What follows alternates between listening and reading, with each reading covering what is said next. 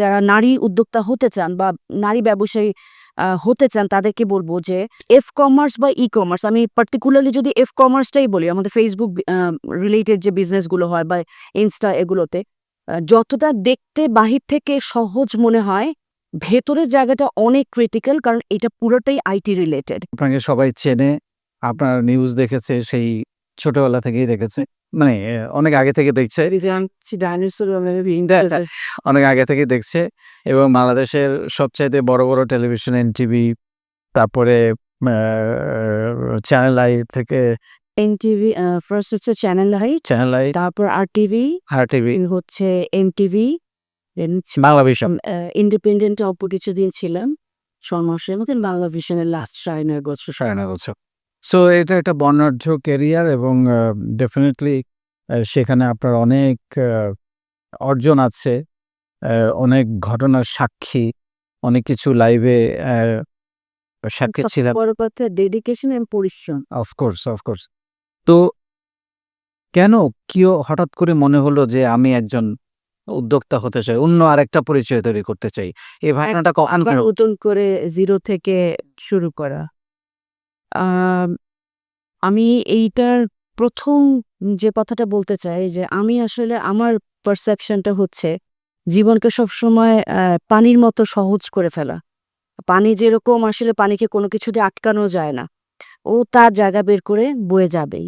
তো আমার জীবনে আমি যখন যেই রকম পরিস্থিতি এসেছে, আমি সবসময় হাসি মুখে আলহামদুলিল্লাহ বলে তার ভেতর দিয়ে আমি আমার রাস্তা বের করে আমি আমার চলার পথ তৈরি করে নিয়েছি।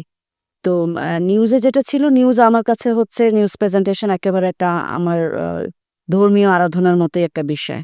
আমরা যেভাবে আমাদের ধর্মকে পালন করি, আমি যে কাজটা যখন ভালোবেসে করি সেটাতে 100% ডিভোশন দিয়েই আমি করি। তো একটানা অলমোস্ট 25 বছর সংবাদ উপস্থাপনা পেশায় আমার মনে হয়েছে যে এখানে যতটুকু যা আমার দেবার সুযোগ আছে আমি কোথাও কার্পণ্য করিনি। কিন্তু কোথায় যেন একটা নিজের বলার মতো গল্পটা তৈরি হচ্ছে না।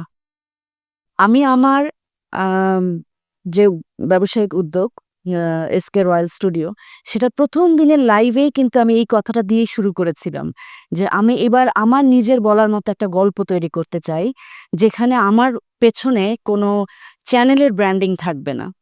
যেখানে আমার নামেই আমার ব্র্যান্ডিং হবে।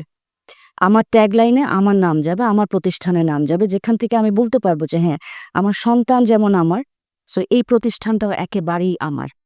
এই যে নিজের মতো করে নিজের একটা কিছু তৈরি করা, এটার আনন্দটা মনে হয় তুমি খুব ভালো করে জানো যে আসলে এই যে বললে যে সারাদিনের কষ্টের পরেও যখন অন্য এন্টারটেইনমেন্ট না খুঁজে এখন এই যে যাদেরকে তোমার হাত ধরে তৈরি হয়েছে তাদেরকে যখন দেখো কেমন লাগে না যে এরা এখানে তোমার একটা বিশাল অবদান, তাই না? তো ওই জায়গা থেকে আমার কাছে মনে হয়েছে যে না, অনেক টেলিভিশনের জন্য টিআরপি বাড়ানো হোক বা টেলিভিশনের জন্য কাজ করা হোক, সেখানে এক একটা চ্যানেল আমাকে অনেক দিয়েছে। এক একটা চ্যানেলের কারণেই তো আজকে একটু একটু করে এই 25 বছর আমার নাম পরিচয় সবকিছু আমি করতে পেরেছি। আমাকে প্রমাণ করার সুযোগটা তারা দিয়েছে। কিন্তু সেখানে আমার নিজের গল্পটা হচ্ছিল না। তো সেইখান থেকে মনে হলো যে এই যে এখন যে যুগটা এসেছে, আগে কি ছিল? আগে তো ডিজিটাল প্ল্যাটফর্ম ছিল না। এবং আমি সবসময় একটা কথা মনে করি যে মানুষকে আসলে সময়ের সাথে চলতে হয়। রাইট। স্মৃতি আঁকড়ে ধরে আসলে কিছুক্ষণ মনের ব্যথাকেও এনজয় করা যায়। কিন্তু সময়ের সাথে যদি বর্তমানে যদি আমি বাঁচতে না পারি, বাঁচতে না জানি, তাহলে ভবিষ্যতে গিয়ে এই বর্তমানটাকে নিয়েও কিন্তু আমার হায় আফসোস করতে হবে। আমি সেটা একদমই পছন্দ করি না। এবং একই সাথে যেহেতু আমার বাচ্চারা ওই সময়টাতে, যে সময় আমি সংবাদ উপস্থাপনা থেকে চলে এসেছি, ওই সময়টা আমার ৩ টা বাচ্চা, আমার ২ মেয়ে যমজ, তারপরে ১ ছেলে, অলমোস্ট ৩ জন ট্রিপলেটের মতো, একেবারেই পিঠাপিঠি। এবং ওরা ডে 1 থেকে একই ক্লাসে পড়ে। তো ওরা তখন একদম সদ্য তাদের কৈশোর, এবং তাদেরকে তখন আমার দিতে হবে হচ্ছে কোচিংয়ে দিতে হবে। স্কুলের বাইরেও একটা লম্বা সময় তাদের সঙ্গে থাকতে হবে। দেন আমি মনে করলাম যে না, আসলে একে তো নিজের আমার ওই ক্ষুধাটা ছিল যে আমার পার্সোনাল, এবং আমি এই ফাঁকে একটু বলে যাই কারণ ভুলে যাব। আ বেশ অনেক বছর আগে আমার নিজস্ব নিউজের একটা ওয়ার্কশপ ইনস্টিটিউট ছিল। সেটা যেমন একটা আমার মনে হয়েছে যে আমি উজাড় করে আমি কিছু দিতে পেরেছি। শেখানোর যে আনন্দটা, কারো মধ্যে নিজেকে দেখতে পাওয়া, তো সেইটা পরবর্তীতে ব্যস্ততার কারণে আমার আর কন্টিনিউ করা হয়নি, যেহেতু আমার বাচ্চারা ছোট ছিল, যমজ বাচ্চা। তো তারপরে যখন এ বেলায় এসে আমি চিন্তা করলাম ২ টা জিনিস। এক হচ্ছে নিজের বলার মতো গল্পটা তৈরি করতে হবে। ২ নাম্বার হচ্ছে আমার ফার্স্ট প্রায়োরিটি হচ্ছে আমার ক্যারিয়ার এতদিন আমি বাচ্চাদেরকে ম্যানেজ করতে পেরেছি। এখন ওদের ক্যারিয়ার গড়ার সময়। এই টিন এইজটাতে আমি যদি ওদেরকে জাস্ট সারাদিনের জন্য ছেড়ে দেই, এখনকার যুগে আসলে সব বাচ্চাই ভালো, আবার তাদেরকে প্রভোগ করার অনেক ইলিমেন্টস আছে। তো সেই জায়গা থেকে আমার কাছে মনে হয়েছে যে এই যে ডিজিটাল যুগটা এখন এসেছে, এখানে এখন এত পজিটিভিটি, নেগেটিভিটির পাশাপাশি আমি খুঁজি পজিটিভিটি কি পজিটিভ ওয়েগুলো কি। তখন আমার কাছে মনে হলো যে হ্যাঁ, এই যুগে এসে আমি এই ২৫ বছরের ক্যারিয়ারের পরে শুধু বাচ্চাদেরকে এখন আমার তাদের ক্যারিয়ার বিল্ড করার জন্য আবার আমি আমার আইডেন্টিটি ভুলে যেতে পারবো না। আমি তো এত বছরে অভ্যস্ত। সো সেই ক্রাইসিসে পড়লে তো আমি ওদেরকেও আমি খুব ভালো আপনার এই কথা থেকে আমি মেয়েদের জন্য একটা বার্তাও পেলাম। সেটা হচ্ছে যে আমরা অনেক সময় মানে মায়েরা তো আজকে মা দিবস, মানে আমি সকল মাদেরকে একটু শ্রদ্ধা জানাতে চাই আজকে মা দিবস উপলক্ষে। পৃথিবীর সকল মাদের প্রতি সালাম এই অনুষ্ঠান থেকে। তো মানে অনেক মায়েরা যেটা হয় যে বাচ্চাদের জন্য ক্যারিয়ার স্যাক্রিফাইস করে অনেক। ইভেন আমি ডক্টর, ইঞ্জিনিয়ার থেকে শুরু করে অনেকে দেখেছি, আপনিও সেই লাইনে বলছিলেন। কিন্তু সেটা করার পরেও চাইলে যে কিছু একটা করা যায় ঘরে বসে, সেই জায়গাটা বোধহয় সেটা আগে ছিল না। এটাই আমি বললাম যে এই যে সময়ের সাথে চলতে পারা বা একটু বুদ্ধি খরচ করে সময়টাকেই কিভাবে বৈরিতার মধ্যেও কিন্তু চাইলে একটু পজিটিভিটি খুঁজে বের করা যায়। আমার পজিটিভ ওয়েটা খুঁজে বের করা দরকার। তখন আমার কাছে মনে হয়েছে এই যে ঘরে বসে ডিজিটাল প্ল্যাটফর্ম বলি বা অনলাইন প্ল্যাটফর্মে হালাল উপায়ে যা কিছু করা যায় তাই আমার কাছে সুন্দর, তাই শুদ্ধ, এবং সেটা আমি মনে করি নারী পুরুষ সবাইকেই এই সময়ে যা পজিটিভ দিকগুলো আছে, যেটাকে আমরা আমাদের বাস্তব জীবনে বা ব্যক্তিগত জীবনে নিজেকে ফ্লারিশ করার জন্য আরো উন্নত করার জন্য কাজে লাগাতে পারি, সেই সুযোগগুলি নেওয়া উচিত। তখন আমার কাছে মনে হলো যে হ্যাঁ, আমি আমার বাচ্চাদের ক্যারিয়ার, বাচ্চাদের পড়াশোনা, তাদের সেফটি, সিকিউরিটি সব এনশিওর করেও আমি একজন উদ্যোক্তা হিসেবে যদি কাজ করি, তাহলে আমি দুটোই পাশাপাশি করতে পারব। Absolutely, absolutely. শুরু তো করলাম স্বপ্ন নিয়ে, একটা নিজের গল্প তৈরি করব, আলাদা একটা আইডেন্টিটি তৈরি করব। শুরু করার কিছুদিন পরে কি মনে হয়েছে দূর এটা আমার হবে না, বাদ দেই? না, এক্ষেত্রে আমার একটা জিনিস হচ্ছে কি, আমি যেকোনো কাজ আসলে করার আগে আ বহুবার আমি সেটা নিয়ে ভাবি। হাজারবার চিন্তা করি এবং এটার do's and don'ts এবং এটার খারাপ দিক কোনগুলো সেটা আগে চিন্তা করি মানে রিসার্চটা আপনি প্রপারলি করেন। প্রচুর। এবং আমি যে বিজনেসটা করব এটা কিন্তু হুট করে আমার মাথা থেকে আসেনি। তার আগে আমি চাকরি ছাড়ার ৫ বছর আগে থাকতে থেকে আমি এটা নিয়ে রিসার্চ শুরু করি যে অনলাইন বিজনেস যতটা দেখা যায়, যত গর্জিয়াস, যত একদম একটা ঝলমলে বিষয়, হ্যাঁ? অনেক মনে হয় স্বপ্নের মতো, সবাই পারছে, আমি পারব না কেন? আসলে এটার ওই যে যেটা বলে যে পেছনের ফাঁকগুলো কোথায়? গোমরগুলো কিছু আছে কিনা? তো এগুলো অনেক চিন্তাভাবনা করে তারপরে আমি এই বিজনেসটা শুরু করেছি। এবং সেখানে নামার পরে আসলে ওই যে যেটা যে আমার গুরু বিজনেসের তো আমি সবসময়ই হচ্ছে তোমার প্রত্যেকটা আম আ তোমার যে এপিসোডগুলো যায়, যে আমি প্রতিটা থেকে আমি মনে হয় নতুন করে শিখি এবং আমি সবার যত উদ্যোক্তা আছে তাদের কথাগুলো, ইন্টারভিউগুলো খুব শুনি এবং এটা আমার একটা বড় একটা আমি বলব যে ইমিউন বুস্টার টাইপের কাজ করে, যে না আসলে হাল ছেড়ে দেয়া যাবে না। কখনো হয় যে হ্যাঁ, মন খারাপ লাগে যে আসলে এত প্রেশার, আসলে কি নেয়ার প্রয়োজন ছিল? না নিলে কি হতো? এবং স্পেশালি আমরা মহিলারা কিন্তু একটা আমাদের এই সাবকন্টিনেন্টে একটা ধারণাই থাকে যে বিয়ে হলে তো বরই সবকিছু করবে, আমি না করলেও সমস্যা নাই। তাহলে সেখানে কিন্তু হাত পা গুটিয়ে বসে থাকাই যায়। খুব বেশি প্রয়োজন অতটা হয়তো সবার ক্ষেত্রে পড়ে না, যেমন আমার ক্ষেত্রে না করলেও চলতো। কিন্তু ওই যে আমার সবসময়ই শুরু থেকেই নিজের মতো করে কিছু করা, এই চাকরিটাও করা হচ্ছে ওই কারণেই যে হ্যাঁ, শুধু বিয়ে থা করে আ বরের পরিচয়ে মিসেস অমুক পরিচিত হব, এটা কখনোই মাথায় ছিল না। তো সেই জায়গা থেকে কখনো হয়তো ডিমোটিভেটেড লেগেছে, কিন্তু একদম কেন আসলাম ঠিক করলাম না, সেই পর্যন্ত যেতে হয়নি আলহামদুলিল্লাহ। আপনার কথা থেকে আরেকটা তথ্য আমি দর্শকদের জন্য পেয়ে গেলাম, যেটা আমি সবসময় বলি। সেটা হচ্ছে কোনো একটা বিজনেসে নামার আগে প্রপারলি রিসার্চ করা, প্রচুর। মার্কেট স্টাডি করা, আমার কাস্টমার কারা, কাদের কাছে আমি যেতে চাই, কিভাবে এবং যাবো। এবং এবং ইকবাল, আরেকটা কথা আমি খুব বলতে চাই, আমি এই প্ল্যাটফর্মটাই খুঁজছিলাম বলার জন্য যে অনেকেই স্পেশালি আমি আমাদের যারা নারী উদ্যোক্তা হতে চান বা নারী ব্যবসায়ী হতে চান তাদেরকে বলবো যে এই এফ কমার্স বা ই কমার্স, আমি পার্টিকুলারলি যদি এফ কমার্সটাই বলি, আমাদের ফেসবুক রিলেটেড যে বিজনেসগুলো হয় বা ইনস্টা এগুলোতে, যতটা দেখতে বাহির থেকে সহজ মনে হয়, ভেতরের জায়গাটা অনেক ক্রিটিক্যাল, কারণ এটা পুরোটাই আইটি রিলেটেড। যেটা খুব আমার কাছে মনে হয় কি, এটা বলা কেন জরুরি, যে আমি চাই না যে আমার এই কথাগুলো শোনার পরে অ্যাটলিস্ট একটা মানুষেরও কষ্টের টাকাগুলো জাস্ট মনে হলো যে সবাই করছে আমিও পারবো, ঢেলে দিলাম, কিন্তু তারপরে দেখা গেল উনি এই ফেসবুক মার্কেটিং, ডিজিটাল মার্কেটিং উনি কিছুই এগুলো নিয়ে উনি রিসার্চ করেননি, এবং নিজে আমরা হতেই পারে যে আমরা সব বিষয়ে তো আর আমরা মানে একদম বিশেষজ্ঞ না, এটা আমার ব্রেড অ্যান্ড বাটার না, কিছুটা রিসার্চ করা প্রয়োজন যে আসলে ফেসবুক মার্কেটিংটা কিভাবে হয়। আমি শুধু একটা পেজ জাস্ট হচ্ছে অপশন দিয়ে আমি ওপেন করে দিলাম, আমার কিন্তু পণ্য মানুষের কাছে পৌঁছাবে না। আমি হীরা মুক্তা যাই নিয়ে বসে থাকি, সেটা যদি আমার মোবাইল থেকে প্রপার ওয়েতে আমার যারা গ্রাহক থাকবে বা আমার ক্রেতা তাদের মোবাইল পর্যন্ত না পৌঁছায়, তাহলে আমাকে ডিমোটিভেটেড হইতে হবে একটা সময়, যে আসলে আমি তো কি হচ্ছে, সবাই সেল করছে, আমার কেন হচ্ছে না।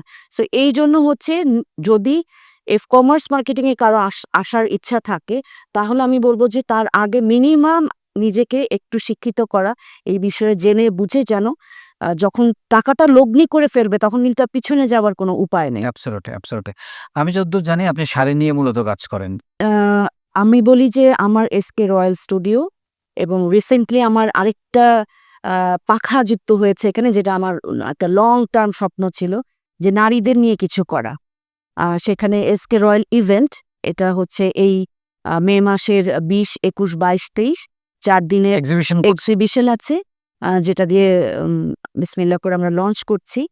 তো এখন এখানে হচ্ছে আমার এসকে রয়্যাল স্টুডিও, আমি বলি যে একটা নারীকে ঘরে বা বাইরে যে কোনো জায়গায় নিজেকে পরিপাটি করে সাজিয়ে গুছিয়ে রাখবার জন্য মনের খোরাক, এবং সেই সাথে প্রয়োজনে এবং আয়োজনে নিজেকে সুন্দর মতো প্রেজেন্ট করার জন্য যা যা কিছু লাগে আমি সেইগুলো নিয়ে কাজ অসাধারণ করি। কথাগুলো ভালো ছিল।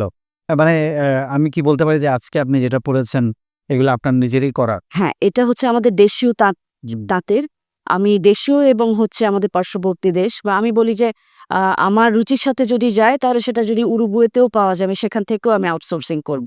তো এটা আমার এসকে রয়্যাল স্টুডিওর আমাদের দেশীয় প্রোডাক্ট সোর্সিং করা। আমার নিজস্ব তাঁতি যারা আছে তাদের কাছ থেকে আমি নিয়ে আসি, এবং চেষ্টা করি যে আমরা যেরকম সংবাদ উপস্থাপিকাদের, সংবাদ উপস্থাপকদের মানুষ কেন পছন্দ করে? প্রথমত তাদের উপস্থাপনা। দ্বিতীয়ত তাদের যে একটা পরিচ্ছন্ন শালীন একটা বেশভূষা, এটা সবাই কিন্তু এটার কদরটা করে।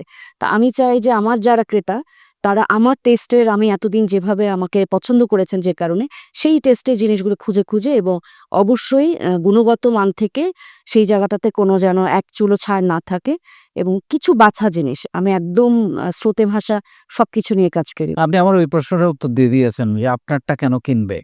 সো উত্তরটা আমি পেয়েছি এইমাত্র। আ আরেকটা প্রশ্ন আপনার কথার মধ্য দিয়ে আসছিল, সেটা হচ্ছে সোর্সিং এর কথা বলছিলেন। কতটা ডিফিকাল্ট এটা? মানে ইনিশিয়ালি অনেকটা ডিফিকাল্ট, কি আমি বলি যে আমি যদি সাঁতার না পারি, তাহলে আমাকে কিন্তু চৌবাচ্চায় ফেলে দিলেও আমি শ্বাসরুদ্ধ হয়ে মারা যেতে পারি। কারণ আমি তো সাঁতার জানি না। আমার আমার গভীরতা যদি আমার হাইটের থেকে বেশি হয়, আমি ডুবে যাব। তো বিজনেসটাও আমার কাছে মনে হয় ওইরকম, যে এখানে যদি ওই আগে রিসার্চটা যদি না করা হয়, তাহলে আসলে ওখানে সবকিছুই তো তখন মনে হবে প্রতিকূল, সবকিছুই ডিফিকাল্ট লাগবে। আউটসোর্সিং ইনিশিয়ালি হচ্ছে অবশ্যই ডিফিকাল্ট ছিল, এবং অনেকের কাছে তখন আমি চেয়েছি, যেটা হয় আমরা সবাই, তাই না? আমরা বিজনেসে আসলে কি হয়, পাশের বন্ধুকে জিজ্ঞেস করি, "দোস্ত এটা কিভাবে করলি?" কিন্তু দেখা যায় যে খুব সহমর্মিতা বা সেই বন্ধুত্বের জায়গা থেকে কিন্তু তখন আর কেউ সেই সোর্সিং গুলো দিতে চায় না। আর এখানেও আমি সবার জন্য একটা ছোট্ট মেসেজ দিব, যে আমি একটা উর্দু একটা ইয়ে আছে, একটা শায়েরি ডায়ালগ আছে, যে ঢুঁড়তে ঢুঁড়তে খুদা ভি মিল জাতা হ্যায়, আদমি তো ক্যা হ্যায়। তো আমার যদি আত্মা পরিষ্কার থাকে, আমার নিয়ত সহি থাকে, আমার সৃষ্টিকর্তা আমাকে সোর্সিং সব দিয়ে দিবে। অসাধারণ, অসাধারণ। আপনার স্বপ্ন নিয়ে একটু শুনতে চাই। আমি এই প্রশ্নটা সবাইকে লাস্টে করি, এইটা মনে করায় দেওয়ার জন্য যে আমার স্বপ্ন শেষ হয় নাই। স্বপ্ন আবার শুরু হয়েছে। সো কোথায় দেখতে চান আপনি আপনার এসকে রয়্যালকে, এবং আপনার একটা ইভেন্টের আমি আসলে এসকে রয়্যাল স্টুডিও, এটা হচ্ছে আমি বলি যে এটা আমার নিজের বলার মতো একটা প্ল্যাটফর্ম। নিজের বলার মতো গল্প তো অবশ্যই, এটা আমার একটা প্ল্যাটফর্ম, এটা আমার মুখপাত্র। যেখানে দাঁড়িয়ে আসলে আমার তো পায়ের নিচে একটা জায়গা লাগবে। আমি রাস্তায় দাঁড়িয়ে যদি কথা বলি আমার কথা তো কেউ শুনবে না। তো এটা আমার প্রপার চ্যানেল, এটা আমার প্ল্যাটফর্ম। তো এখান থেকে আমার স্বপ্নটা কিন্তু শুধুই একজন ব্যক্তি উদ্যোক্তা হিসেবে নিজেকে আত্মপ্রকাশ করা বা নিজেকে আরো আ সফল দিকে নিয়ে যাওয়া শুধু তাই নয়। আমার এখন যে আমি নতুন যে আমার আ আ শাখাটা আমি খুলে ধরেছি এখন সেটা হচ্ছে এসকে রয়্যাল ইভেন্ট। এটার পেছনের একটা বড় গল্প আছে। এটা শুধুমাত্রই এক্সিবিশন অর্গানাইজার বা শুধুমাত্রই হচ্ছে আমরা খুব মজা করে এক্সিবিশন করব, টাকা ইনকাম হবে, হ্যাঁ? ব্র্যান্ডরা আসবে শুধু তা না। আমার আমি খুব ভালো অবজার্ভার ছোটবেলা থেকে এবং এই ব্যবসা আ বা এই উদ্যোগটা যখন থেকে আমি শুরু করেছি, আমার এমন আমি বলি যে আমার কমিউনিটি মেম্বার, আমি ক্লায়েন্ট বলি না। কারণ একটু মনে হয় পর লাগে। তো আমার কমিউনিটি মেম্বার যারা আছে যে আপারা, তুমি বিশ্বাস করবে না, আ এত বড় লেভেলের একেকজন হয়তো তার হাসব্যান্ড সচিব, কারো হয়তো বিশাল হসপিটালের মালিক, তার ওয়াইফ, কেউ হয়তো হচ্ছে আম আ বিশাল বিজনেস ম্যাগনেটের ওয়াইফ। কিন্তু দিন শেষে তার একটা কষ্ট যে আমি আমার মতো করে কিছু করতে পারি না। আমার সবকিছু করার জন্য আমার হাসব্যান্ডের দিকে তাকিয়ে থাকতে হয়। আমার আ আ একজন আপা আছেন, আ যার হাসব্যান্ড হচ্ছে বাংলাদেশের অত্যন্ত স্বনামধন্য ১ নাম্বার, যে আমরা যদি বলি ২-৩ টা হসপিটাল, তার মধ্যে একটা হচ্ছে উনি আ পার্টনার এবং ডক্টর। উনার নিজের বোনেরই হচ্ছে আ লিভার সিরোসিস। হ্যাঁ? এখন বাবা-মা নেই। আপা আমার থেকে অবশ্যই সিনিয়র। উনি বলছেন, "আপা আমি যদি কিছু করতে পারতাম, আমি কত আর আপনার ভাইয়ের কাছে চেয়ে আমার বোনের ট্রিটমেন্ট করব।" তো এসকে রয়্যাল ইভেন্ট তৈরি করার কারণ বলছি, এই যে যেসব আপারা আমার আছেন, আমি সবার উদ্দেশ্যে বলছি, যারা আসলে কিছু একটা করতে চান কিন্তু এই যে এখন ডিজিটাল প্ল্যাটফর্মের যে একটা ফরমাল প্রফেশনাল দৌড়, এটার সাথে কিন্তু উনারা কোপ আপ করতে পারবেন না। সো ওই টাকাটা যদি আমি বুদ্ধি দেই, যেমন এরকম অনেক আছে, অনেক। আমি বলে শেষ করতে পারব না ইকবাল। কত ঘটনা আমি শুনি এবং আমার শুনতে ভালো লাগে কেন? আমার কাছে মনে হয় যে এটাও একটা আল্লাহর জন্য, এটা একটা আল্লাহর দেয়া আমার সাদাকা। কারণ আল্লাহ আমাকে প্রতিদিন একটা পারপাস দিয়ে পৃথিবীতে নিঃশ্বাস নেওয়ার পারমিশন দেন। আমি প্রতিদিন আমার লাইফটাকে পারপাসফুল করতে চাই। আজকে যার ঘটনাটা শুনলাম, তাকে একটা ভালো উপদেশ দিলাম। এটা হচ্ছে আজকের দিনের জন্য আমি একটা পয়েন্ট আল্লাহর কাছে কামালাম। তো আমি কখনোই বলি না যারা খুব এই আ আ কমার্স বা সোশ্যাল মিডিয়া বিজনেস এগুলো সম্পর্কে যাদের নলেজ এখন গ্যাদার করার বয়স নেই, তাদেরকে আমি কোনোদিনও বুদ্ধি দেই না যে আপনি একটা পেজ খুলেন, আপনাকে আমি আউটসোর্সিং করে দিচ্ছি। এটার মানে হচ্ছে যে আমরা গ্রামে বলে না যে কারো ক্ষতি করতে হলে তাকে একটা বিয়ে করায় দাও, নাহলে একটা মামলা দিয়ে দাও। আমি বলি এখন যদি কারো ক্ষতি করতে হয় তাহলে তাকে বলে দাও যে তো তুমি একটা অনলাইন বিজনেস প্ল্যাটফর্ম খুলে ফেলো। তখনই খুলতে হবে যখন সে এই বিষয়ে আসলে মিনিমাম শিখতে পারবে। আর যাদের, তাহলে বাকিরা কি করবে? এখন এই যে যারা আমার আঁকার বয়সী, খালার বয়সী, তাদেরও তো লাইফে অনেক ফ্রাস্ট্রেশন আছে। তারা তো কিছু করতে চায়। কে না চায়? তো তাদের জন্য আমার কাছে মনে হয়েছে যে আসলে তাদের জন্য কি করা যায়? তখন আমার কাছে মনে হয়েছে যে তাদের জন্য সবচেয়ে সহজে ঘরে বসে একটু কষ্ট করে যদি স্বাবলম্বী হতে চায়, তাহলে সেখানে হচ্ছে উদ্যোক্তা প্ল্যাটফর্মগুলোতে যে এক্সিবিশন গুলো হচ্ছে সেইখানে অ্যাটেক করা। খুব অল্প মূলধনে, অল্প কিছু পণ্য নিয়ে। এখানে যেমন আমি একটু এড করি, যেমন আমাদের ইভেন্টগুলোতে যে স্টলগুলো থাকে সব জায়গাতেই ২ রকমের থাকে। মানে ফুল সাইজ এবং হাফ সাইজ। আজকেও গতকালকেও আমি আমার একজন পরিচিতকে বলছিলাম যে, "আপনি এটলিস্ট আপনি যদি করতে চান, আপনি ১ম এই পুরো স্টল নেওয়ার দরকার নাই। আপনি হাফ নেন, দেখেন আপনার কেমন হয়।" এতে কি হয়? এখানে জাস্ট প্রোডাক্ট হচ্ছে সে পণ্য আউটসোর্সিং করলো বা ওনার নিজের বানানো যদি হয়, সেটা ফুড হতে পারে, সেটা কাঁথা স্টিচের কোনো একটা ড্রেস হতে পারে, যেকোনো কিছু। যে পেইন্টিং করে, পেইন্টিং এর একটা কোনো ওয়াল ম্যাট হতে পারে। তো এগুলো নিয়ে ডিরেক্টলি হচ্ছে ইভেন্টে তারা যদি অংশগ্রহণ করেন, এখানে কোনো ওই ডিজিটাল মারপ্যাচ নাই, ফাঁক-ফোকর নাই। উনি আসবেন, সেল করবেন, যতটুকু সেল হবে সেই অনুযায়ী প্রফিট হলো। পরের বার উনি সেটা দিয়ে আবার নতুন করে বিজনেসটাকে ইয়ে করলো। তো আমার আ স্বপ্নটা হচ্ছে একদিন আমার এই প্ল্যাটফর্মের হাত ধরে আমি যেদিন মারা যাব সেদিন যেন আমি দেখতে পাই এবং আমি যেন খুব গর্ব নিয়ে, আমি আল্লাহর সাথে প্রতিদিন খুব কথা বলি তো। তো আমি যেন তাকে খুব গর্ব নিয়ে যাওয়ার আগে বলতে পারি যে আমি আপনার উসিলার হাত হতে পেরেছি।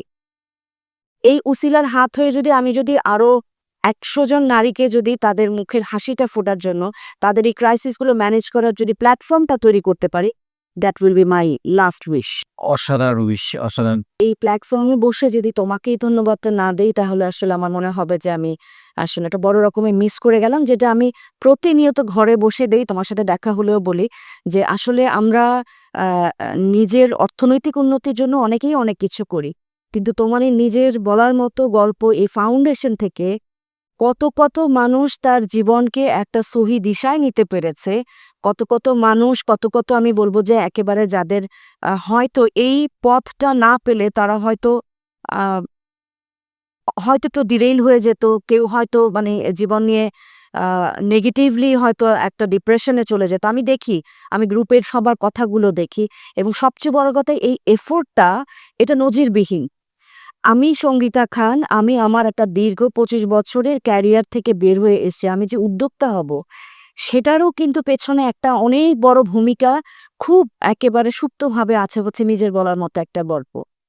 কারণ এই যে উদ্যোক্তাদের গল্প এবং তোমার যে শেখানোর যে এত সুন্দরভাবে কেউ আসলে বিনামূল্যে শিখায়, এটা আসলে চিন্তা করা যায় না সত্যি। খুবই বিরল এটা। হ্যাঁ, এটা আসলে না বললে হয় কি, আমরা আমি সবসময় আরেকটা কথা বলি যে আমরা মানুষের সমালোচনাটা যত মুখ ভরে করতে পছন্দ করি, প্রশংসাটা কেন জানি সেই মানুষটা দুনিয়া থেকে চলে যাবার পরে করি। সেটা করে লাভ কি? তাহলে তো ইকবাল এখন আজকে কততম পর্ব বললে যে একবারে প্রায় ২,৭০০ কাছাকাছি। আমার ধারণা এই আমার এইটুকুন যে আমার ভালো লাগা সেটা যে আমি শেয়ার করলাম, তাতে করে এটা ৪,০০০ পর্যন্ত যাওয়ার জন্য ইকবালকে একটা ভীষণ রকমের বুস্ট করবে। তো সেটা আমার মনে হয় যে জানানোটা আমার নৈতিক একটা দায়িত্ব ছিল। কারণ আমার নিজের বলার মতো গল্প তৈরির পেছনেও নিজের বলার মতো গল্প ফাউন্ডেশন ইকবালের একটা বিশাল ভূমিকা আছে। অনেক ধন্যবাদ।